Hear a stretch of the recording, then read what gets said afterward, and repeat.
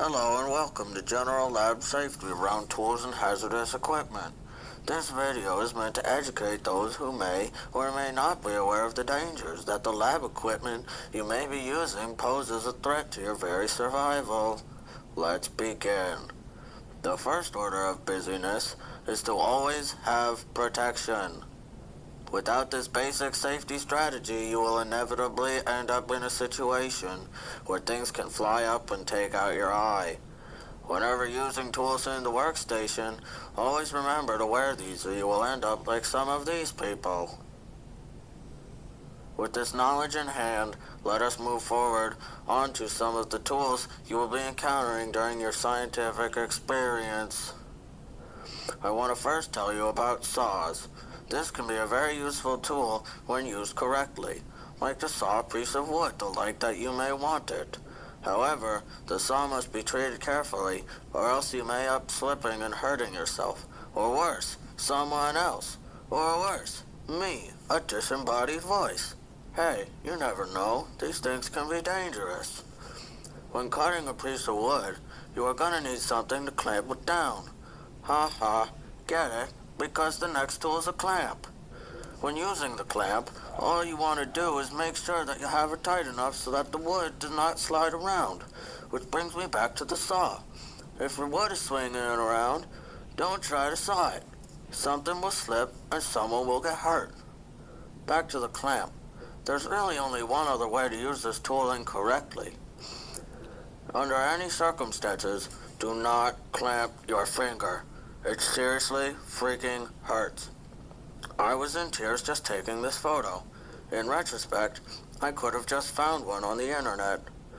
Moving forward, once your wood is cut down, the edge may be all jagged and full of splinters, which could end up in your hands. So to get that hazard out of the way, use a piece of handy-dandy sandpaper. Just put the sandpaper to the edge and then kablamo! That dangerous piece of wood becomes as smooth as something smoother than a rough piece of wood. Be careful though and don't sand yourself. Hold on, I have a buddy who did that once. I think I have a picture of his hand. Let me show. Oh, there it is. Now say you want to hammer that wood to something else, and you think to yourself, hey, I'll just use that not at all dangerous hammer over there. Now you might be thinking you're a real smart fella until you realize, no, a hammer is really dangerous. To use its safety, you must be both precise and patient. So don't just go nailing everything so fast that you lose control and end up breaking something vital, like a finger. Just remember to focus when using your hammer, and if you feel uncomfortable with it, just ask someone else to nail it for you.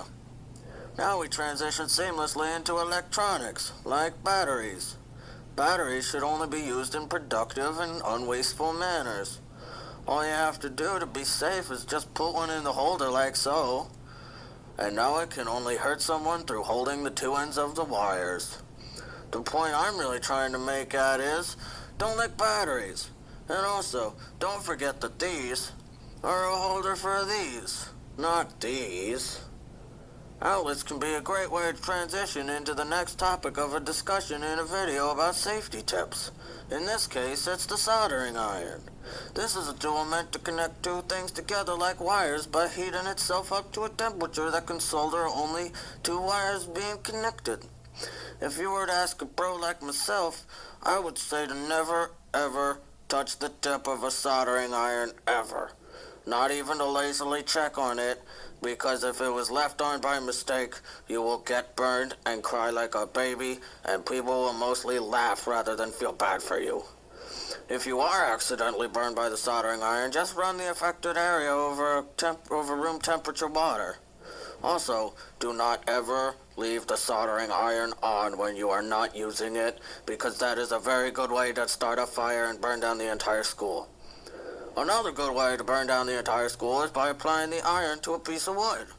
I get that you're curious, but come on, it does not take a lot of brain power to realize that heat and wood make fire, or at least enough smoke to set off an alarm.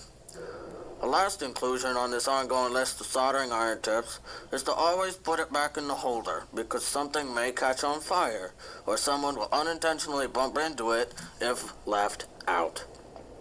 moving to fire safety, if there is a fire, there is a plethora of things that you can do to stop the fire, like the stop, drop, and roll method.